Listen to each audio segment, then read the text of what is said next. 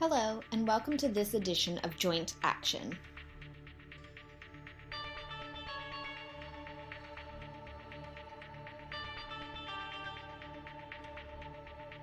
This podcast is dedicated to all those out there who have osteoarthritis. On the show, we unpack the truth and demystify the myths about the disease and its management. If you have joint pain and want to know more about how to manage it from the world's best experts, you have come to the right place. Without further ado, it is time to welcome your host, David Hunter.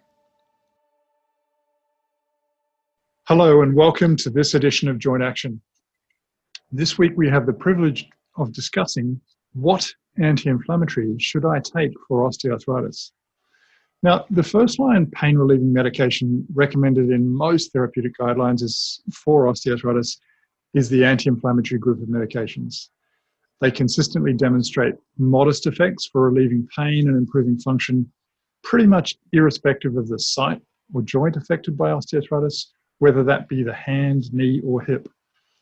There's a huge variety of anti-inflammatories available, different routes of administration, including by mouth and topically, different dosage strengths, along with other elements that influence patient preference, including cost, accessibility, over-the-counter availability, and so on.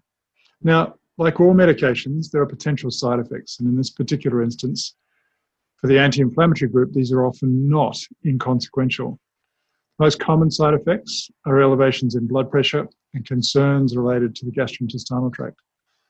While these are common, other concerning but less frequent side effects can also occur, including being associated with an increased risk of stroke and heart attacks, kidney and liver toxicity.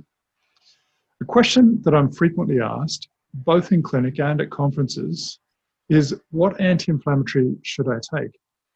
Now, with all of the information out there, it sounds like a simple question, but the purpose of this episode of Joint Action is to unpack this complicated area. And we're joined by none other than Ric Day. And Professor Ric Day is internationally and nationally recognized for his research, leadership and advocacy in support of the quality use of medicines. He's been deeply involved in Australia's national medicines policy and the quality use of medicines component, culminating in his chairmanship of the Pharmaceutical Health and Rational Use of Medicines Committee for the federal government for about a decade from the year 2000. This work has informed his approach to advocacy and health policy and interventions. His research focuses on the quality use of medicines and methods of enhancing the safe use of medicines using electronic health systems and decision support tools. He's published over 600 peer-reviewed papers, and his current collaborations have led to significant work investigating the potential of electronic health tools to increase medicine safety, but he also has other significant areas of research. Now, Ric is committed to undergraduate and postgraduate teaching and is a research mentor, and has received many awards, including being a member of the Order of Australia. Ric is a practicing rheumatologist and clinical pharmacologist amongst a range of other hats that he wears. Ric, welcome to the show. Thanks very much, David. It's a pleasure to be here. Yeah, great to spend a little bit of time chatting about what's a really, really important topic. Now, before we actually get into the topic at hand, any relevant conflicts or disclosures that you need to acknowledge? No, I don't, David. That'll be simple. We can then move on. The first question is usually me just getting to know the guest a little bit better, and so the audience can get to know them a little bit better as well. But if you had to describe yourself in 5 words, what would they be? Labeled number 1 as an enthusiast. Secondly, I'm an interested person, and I think I'm a lifelong learner, which means I like asking questions. I think I'm a communicator, but I've had to learn that over many years. And through that, I think I can facilitate things happening in a positive direction. And I think finally, I'm a collaborator by heart, because I don't think we can achieve much independently. So that's what I got out of my... Yeah, and very insightful. And I think some of those things probably tend to travel hand in hand as well, you know, in terms of being a communicator and collaborator and lifelong learner. I think some of those qualities are wonderful qualities to have, and hopefully it's assisted you in your research and some of the important developments you've made along your career. Now, can you, on a daily basis, when you're acting professionally at work, tell me a little bit more about what it is that you do?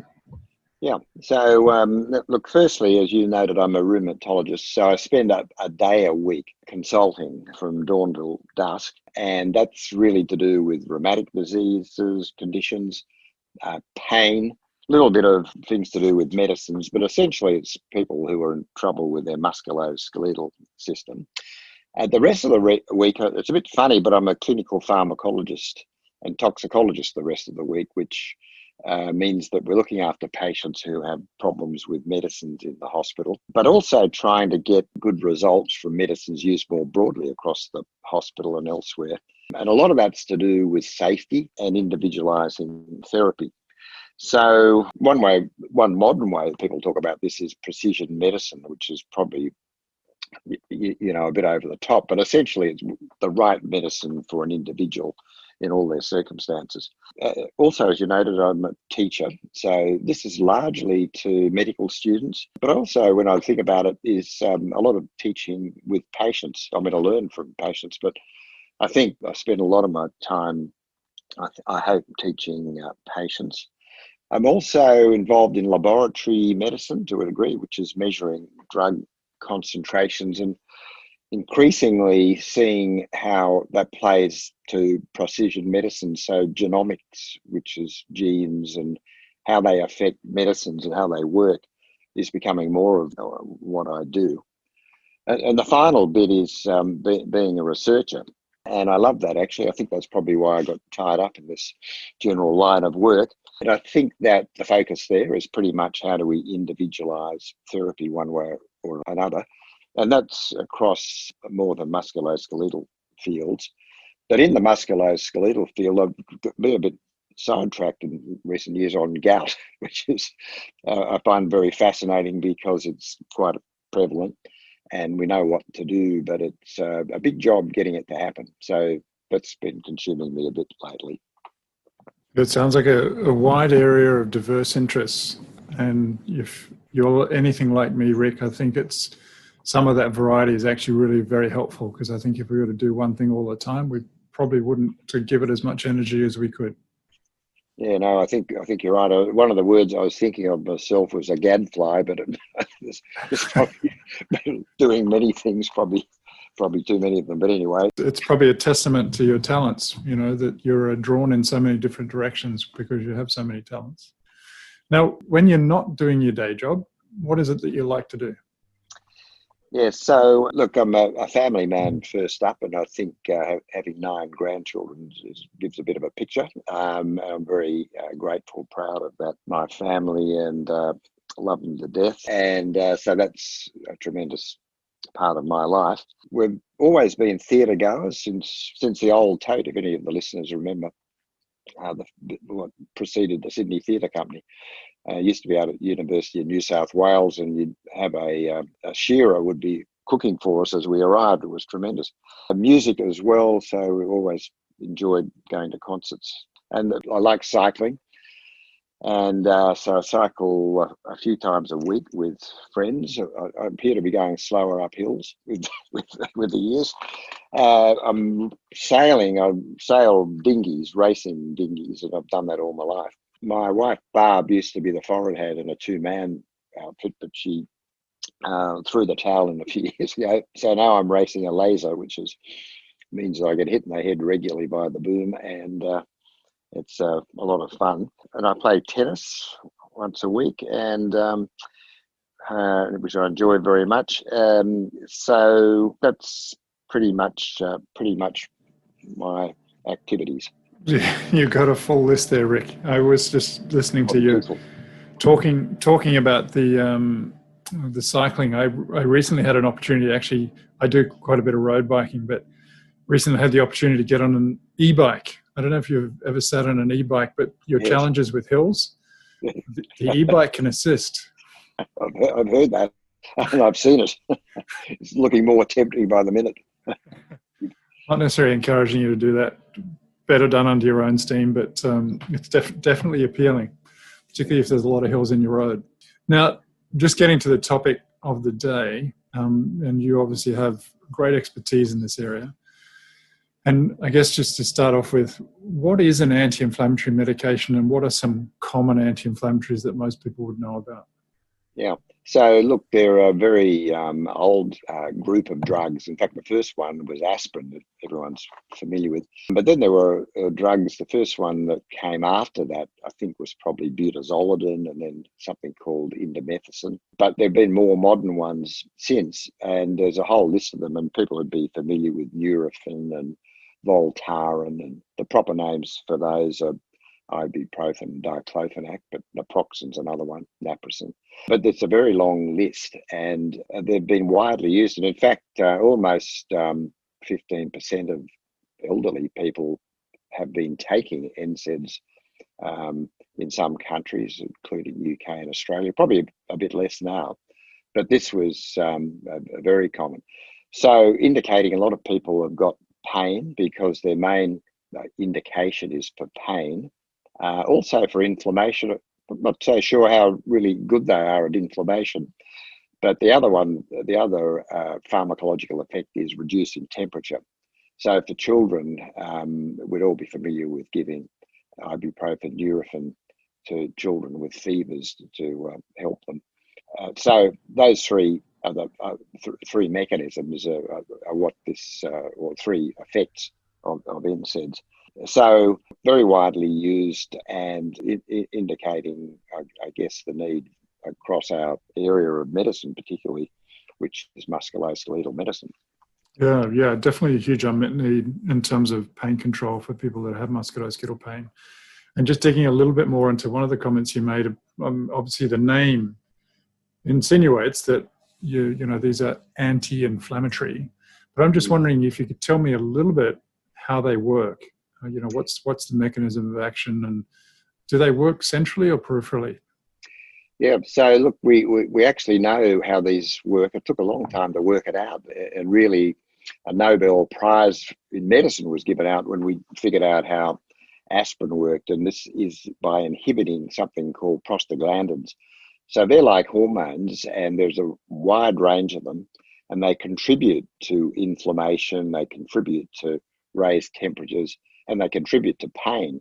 So blocking them, which these drugs do very well, contributes to reducing the symptoms from those particular problems. It's turned out that it's a bit more complicated than just blocking the formation of prostaglandins. There's two pathways of blocking the prostaglandins, and these pathways have led to some new drugs.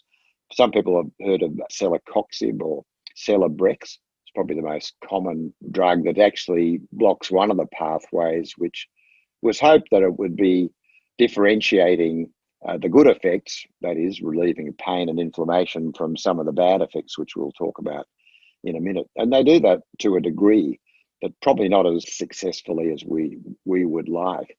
The evolution of the drugs, they were a really active area when these selective COX-2 inhibitors, they're called, which block one of the pathways, producing the inflammatory and pain-producing prostaglandins. That was an incredibly active area in the pharmaceutical industry and drug trials and in rheumatology. Pretty quiet these days because there have been so many other drugs in the rheumatic diseases, particularly things like rheumatoid arthritis, that have really overtaken NSAIDs for those conditions. And Ric, do they, I mean, just thinking about that mechanism of action, and obviously we're focusing here on pain as opposed to temperature or any other mechanism, do they work predominantly centrally or peripherally in terms of providing pain relief? Non-steroidal anti-inflammatory drugs have always been felt to act peripherally, that is, outside the brain and the central nervous system, and particularly at the sites of arthritis and inflammation. However, we have learned that they do have central effects, that is, they get into the brain and the spinal cord, and they do have effects, or sometimes side effects as a result. But the anti-inflammatory effect is mainly a peripheral effect, and that contrasts with paracetamol, Panadol, which is much more able to affect the brain and the spinal cord and produce the pain relief that drug does in the brain and spinal cord, compared to the compared to the anti-inflammatory drugs. Sort of interesting. If you think about people having a tooth removed, which is a painful process, that's in the periphery, it's not in the brain. But in fact, Panadol as well as drugs like ibuprofen work pretty well in that situation. And they both block prostaglandins, actually, either centrally or peripherally. But for years, people have wondered about, some people, why do they get a headache with anti-inflammatory drugs or some other strange effect on their, the way they're feeling or their ability to think or what have you. And that can be due to what's called central effects of these drugs. Not a big ticket item, but it does happen. Yeah, and they've also been prepared for different routes of administration, oral, topical, suppositories, sometimes injectable. What's the rationale for having different routes of preparation? Is it because of toxicity concerns, the sites of efficacy? What is the purpose there? Yeah, so you're right. And one of the first things people noticed about these drugs was that they could upset people's stomach and cause indigestion. And even worse, that they might cause bleeding and ulceration, which can be very serious, of course. So people thought, well, maybe if the drug isn't taken by mouth going down to the stomach where the ulcers mainly seem to occur, that would be safer. So why don't we use what's called a suppository? But they are actually effective. But interestingly enough, the people still get ulcers and indigestion, probably not as much as if taken orally. And the reason for that is that this mechanism of inhibiting prostaglandins still happens in the lining of the stomach and the intestine, even if you give the drug by the rectum or by a suppository, or even if you give it intravenously. So probably the advance or change has been to say, well, what about if we rub these drugs on the skin? And people are familiar with lots of over-the-counter products. You can go into the pharmacy and get topical Voltaren, for example, diclofenac, and rub that on your joints. And we know that that's effective. There are quite a lot of good quality studies that show for people with sore fingers, for example, that might be helpful. And approaching the helpfulness that you might see with taking the drugs, medicines by mouth. But we also know that if you try to measure the drug in the joint, depending on what type of joint you're talking about, you actually can measure some medicine in the joint, and there's less in the blood, and it clearly is less likely to cause things like ulcers and the other effects that we'll talk about. So intravenously or intramuscularly, we use that, particularly in anesthesia. And modern anesthesia likes to use a range of medicines. They call it multimodal, or using small amounts of different drugs, less likely to cause adverse problems because you're using less of medicines. So, every way that you've thought of that you could administer an NSAID, it's been done. So the commonest by far, of course, is by mouth. Yeah. And you touched upon this, but it's probably helpful just to expand on it. And it's probably very difficult to generalize to all anti-inflammatories, but how efficacious on average are they for relieving pain?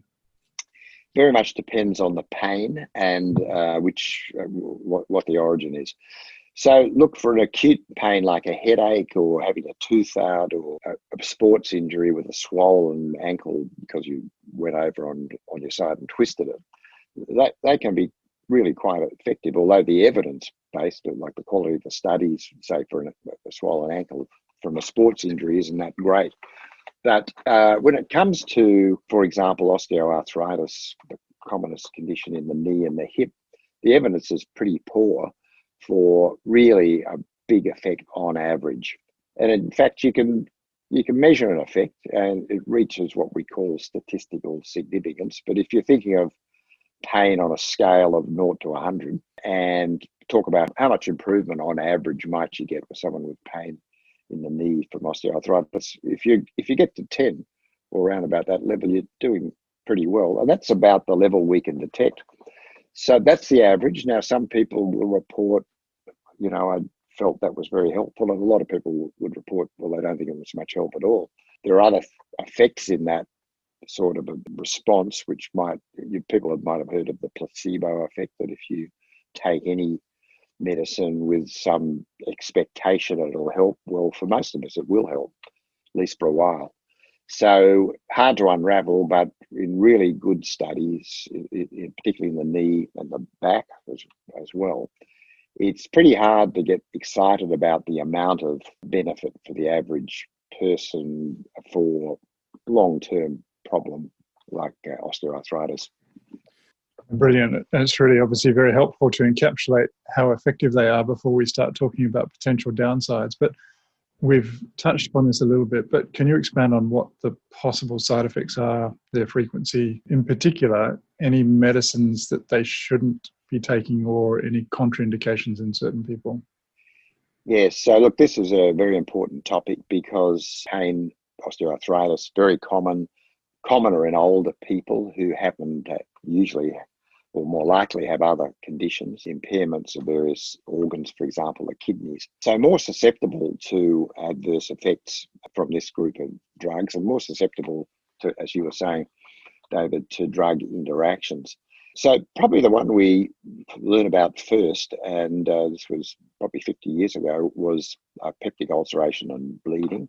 Now, one of the factors there is that the older you get, the more likely you are to have a spontaneous peptic ulcer. And in fact, till we understood the cause of peptic ulcers, which is this bug called Helicobacter, some of the listeners might have heard of, this was a bigger problem. But one thing's for certain, as you get into the 60s, 70s, 80s, you're a bit more likely to have a problem. Now, if you take an NSAID on top of that, it's like a multiplying effect. In fact, we describe it as an exponential effect, so that the risks go up. So the background risks start to get a bit troubling. And if you're taking an NSAID, if your personal risk probably doubles or becomes 3 times it would have been if you hadn't been taking these drugs, and that becomes a problem. Now, if you're a young person, it's much less of a problem because the background risk is moderately low. So what can happen? Well, you can have an ulcer that can bleed, that can be very serious. And look, if you count up the number of people per annum in Australia who have this problem, it's in the hundreds at least, and in other countries, thousands because of bigger populations. Now, one of the deceptive things is you get a bit older that you think, okay, well, look, I don't have any symptoms, I can take these drugs, don't get indigestion. It's not a good indicator. In fact, it's a poor indicator. So you can have the ulcer and the bleeding without having any discomfort before, and vice versa. You can have discomfort and think, boy, I must have an ulcer, but you may not. So it's tricky to sort it out just from symptoms. We've learnt that these newer variety of drugs like Celebrex are a bit better, reduce the risk a bit on average, but they don't eliminate it. And we've also learnt that you can reduce the risk even more, and it's described as cost effective to do it, to give agents that protect the stomach and intestinal lining. They're called Gastro protective agents. A lot of people have heard of these things. Nexium would be a common one, Losec. They're proton pump inhibitors. That's a long word, but it's actually reducing the acid in the stomach very effectively. So if you really were having to take these medicines, especially as you get older, then this is a good idea, even if you don't have more risk factors. And the risk factors are very important. If you had an ulcer before or a bleed before, this is really risky.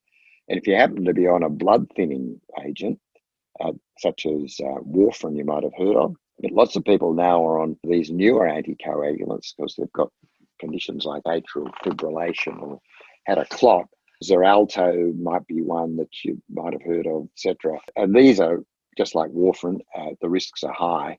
And if you're taking aspirin, now everyone I know at my age is taking aspirin, low dose aspirin, that increases the risk, so it adds. So the gut's worrying. So that's probably number one. I think number two is if you're getting older, lots of people have got hypertension. Hopefully they're on therapy, although we know half of the people who should be on aren't. But if they are, then the blood pressure can go higher with NSAIDs. Doesn't necessarily do so, and you can measure it, so that's fine, but it does need to be checked. Now, similarly, if the kidney's not working so well, which happens as you get a bit older, if you've had kidney disease, even without. NSAIDs can reduce the function of the kidney, not necessarily damage it initially, but certainly reduce it. So that's a concern. A lot of people have got cardiac failure, heart failure. For most people now with our modern medicines, we control that pretty well. However, if you start taking NSAIDs, there's a risk that that'll worsen. And in fact, one of the commonest reasons to come back into hospital with cardiac failure is to start taking the drugs we're talking about. And it's very troubling if the individual doesn't know about this risk and starts to get a pain in the knee and thinks, oh, hang on, I'll go and get some Nurofen from the local pharmacist, and starts taking that without understanding that that's a risk.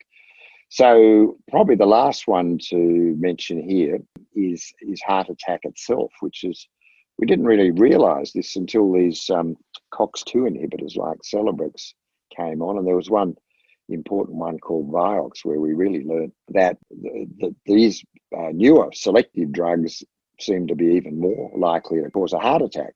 And we know the mechanism. It's to do with the prostaglandins that we talked about, but it actually extends to all the NSAIDs, so pretty much.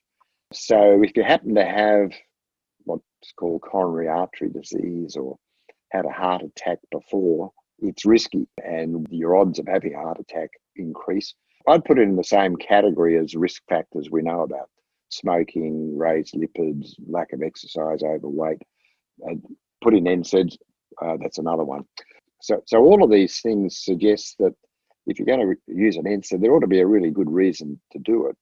And of course, we've just discussed that, on average, the effects aren't so impressive. So again, I think you need to have that in mind. I think it's a great pity if people start thinking, well, this might be good long term, and just keep taking them, not too sure if they help or not.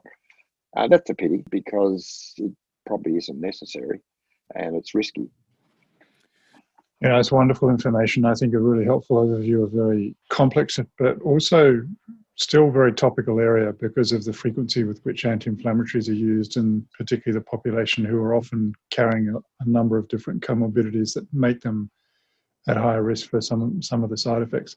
Now, we touched upon some of this, but, so any, I guess, profound tips that you might have to promote safety? You spoke about potentially something to protect your stomach, identifying those people who are at greater risk of gastrointestinal toxicity, but just wondering if you had any other potential tips that people might like to use. Yeah, look, I think people find that just on the indigestion side of use of these medicines, that taking them with food seems to help. Now, it doesn't actually reduce the risk of ulceration much, fortunately, but in terms of comfort, that's a little bit helpful. So that's, I think, an important thing. The other thing is, we do know, and it took a long time to work this out, that there is a relationship. It's not really close, but the amount you take, and that is the dose each day, there's a relationship between, in fact, all the adverse effects we talked about, including the ulceration, and how much you take. So if you take less, it's safer, less dose. And although it's a bit controversial, because our conditions that we're talking about fluctuate in terms of their symptoms, that you probably don't need to take these things for many of us constantly. So if you can use the lowest dose for the shortest time, that's safer. And one of the other interesting things we've learned is this: I've talked about the relationship with dose and the adverse effects increasing, particularly the risk from ulcer. But the effect on the symptoms doesn't go up in a straight line like it does for the ulcer. So in other words, you get most of the effect you're going to get at a lower dose anyway. So if you felt like, well, this is not enough, I'll double the dose, that should double the effect. Well, no, that's not the case. The increments are much less. So it's sort of almost a yes-no situation. You did a work or it didn't with the starting dose. Well, it didn't. Well, it's increasing the dose is unlikely to help a lot. Can do with some people, but so those are the key things. And I think probably the big question is, do I really need to keep taking this? Is there something else I can do that will make this less of a proposition. I certainly would try, if we're talking about arthritis of the hands, probably the knees as well, I would try the topical NSAIDs if you need to, because it's proven that they do have some effect. Again, it's not huge on average, but for some individuals, that's enough, and or it might work quite well in individuals for whatever reason, which we've never quite figured out. Probably the last thing, David, is about, well, there's a lot of them, are they all the same? Should we move from one to the other? And, I spent a lot of my time trying to figure out what the basis of this was with a lot of other people. And I think it's fair to say we never worked it out. But there is a group of people who say, yes, this one suits me and that one doesn't. And that is moderately sustained. But I'd have to say that the quality of the evidence for that is pretty low. I think most people are probably in the middle, that you can go from one to the other, and it probably reflects the fluctuating nature of the condition and a lot of other matters, not the pharmacology, I think.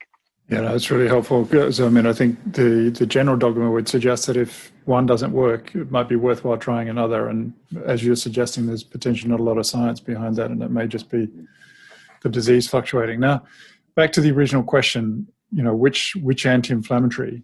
Is there any evidence to suggest, and you touched upon this, at least from a cardiovascular standpoint, it sounds like the COX-2s are potentially slightly worse than the other non-selective agents. Is there any non-selective agent that might be safer than others?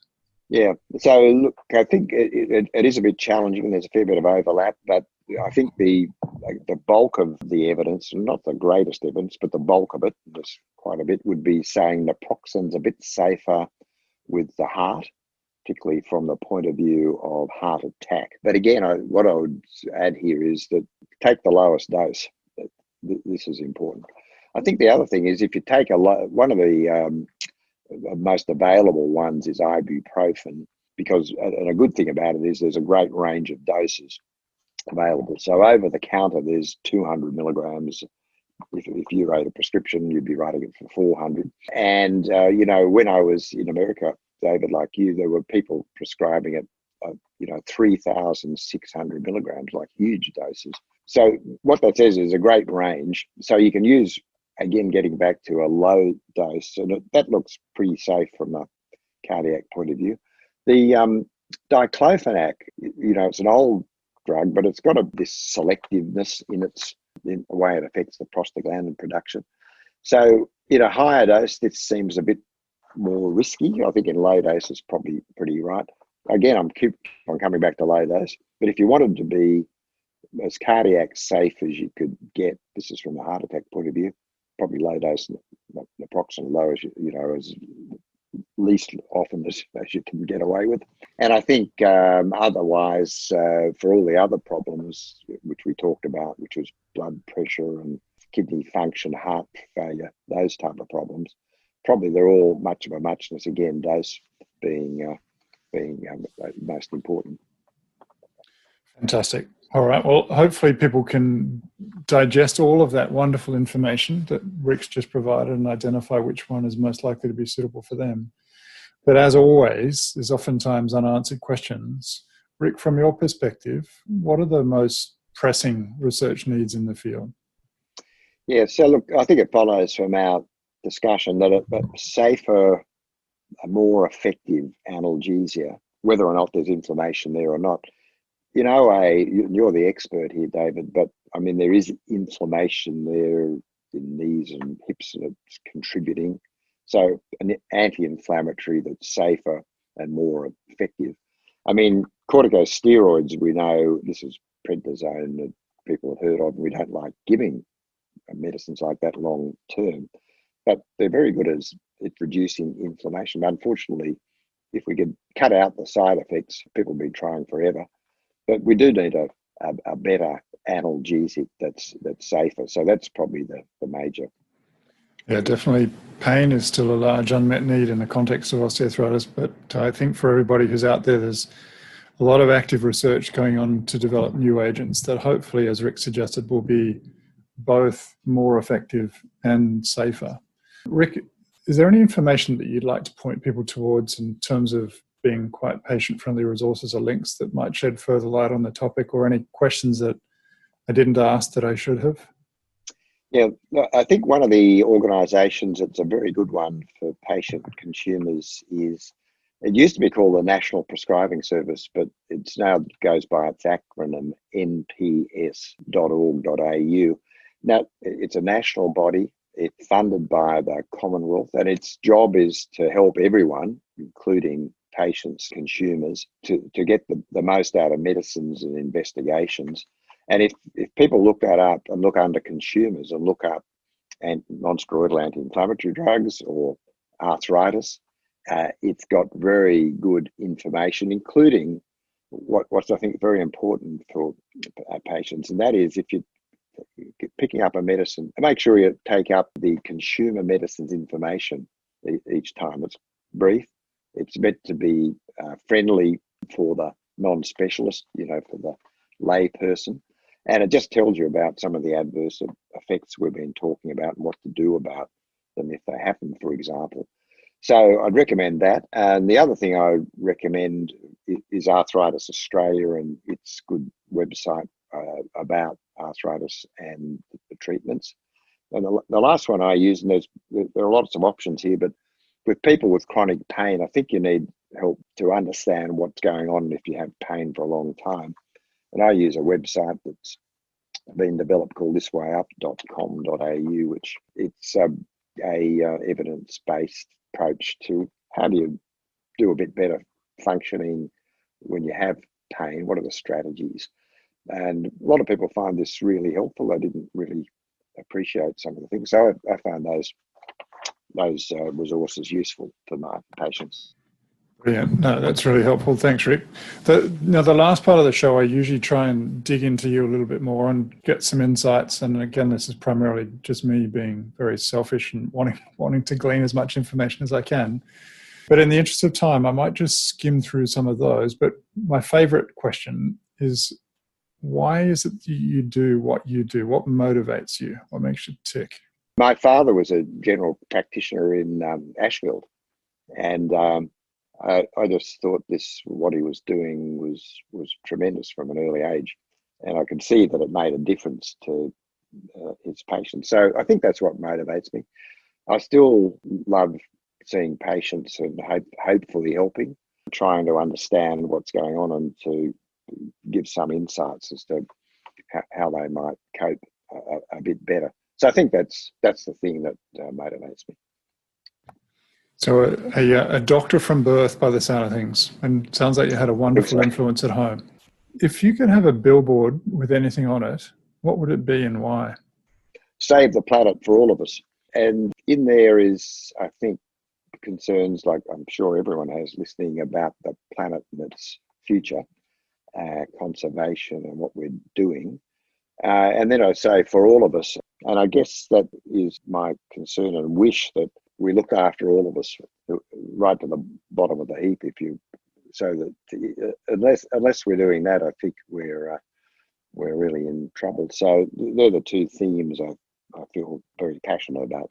Yeah, I mean, I hear you, particularly with regards, I guess, the breakdown in the way some communities are functioning and social supports. But yeah. I watched a wonderful documentary recently, David Attenborough, and at the age of 93, just such a powerful person, and just talking about the importance of preserving the world and not letting it go to get rotten by various individuals, but we're also obviously all making a contribution in that area. But before I get too political, is there any one piece of advice, knowledge or wisdom you'd like to give to people with osteoarthritis in passing? So my advice in a aphoristic way is graded exercise and weight loss to improve function and reduce pain. So just as a little explanation, I think with a lot of my patients who I think are motivated and enthused, a bit overmotivated and go at it pretty hard and lose enthusiasm quickly. So grading it, just keeping at it with confidence, that's going to make a difference. And that as function improves, life gets better. And the pain is less impactful. So I think I spent a lot of time trying to help people grade all of this. And look, at the end of the day, I think one of the big messages, and this is your work, David, which I think is tremendous, is that the answer isn't the medicines as much as a public health approach and helping people understand that and to live it. Yeah, such a powerful way to finish, Rick. And I think you've really covered it off so well today, is that the medicines will have a modest effect. They can help, but they're not the answer. And I think it's helpful having this information. But as long as people understand that there are lots of other things that they can do out there, it's such important information. Now, Rick, thank you so much for your time. Great to spend a little bit of time chatting about something you're so knowledgeable about. And thank you for sharing that wisdom. No, thank you, David, and thank you for the work you do and for this opportunity, which I've enjoyed very much. That is all for this episode of Joint Action. If you like what you hear and want to support us, please rate us on your favorite podcast platform. Alternatively, visit the website www.jointaction.info to post a question, donate to our research, or send us some feedback. Between now and next time, please do take care of yourself, stay strong, and stay active. Thank you so much for listening. Thanks for listening to Joint Action with David Hunter. If you like our show and want to know more, check out www.jointaction.info. If you have any questions, you can email us at hello@jointaction.info and follow us on Twitter @jointactionorg. This podcast was hosted by David Hunter, edited by Vicky Duong, music produced by Jordan Hunter. The information posted on this podcast is not intended to diagnose, treat, cure, or prevent disease. Anyone seeking medical advice should consult a health professional.